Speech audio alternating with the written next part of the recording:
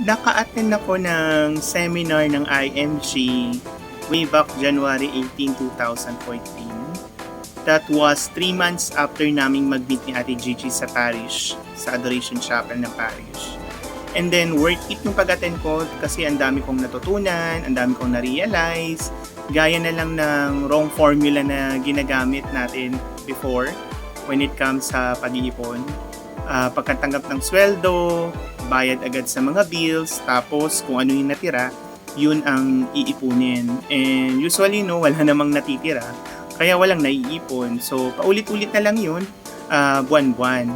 Pero nung naka-attend ako, natutunan ko yung tamang formula, in-apply ko siya sa sarili ko. So, mahirap sa umpisa, pero na-overcome natin yun dahil tuloy-tuloy yung pag-aaral natin.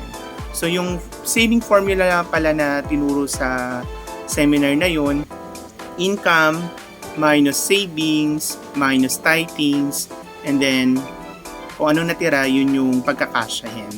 So, kung kulang na kulang siya, kailangan nating mag-increase ng cash flow, side hustle, additional source of income,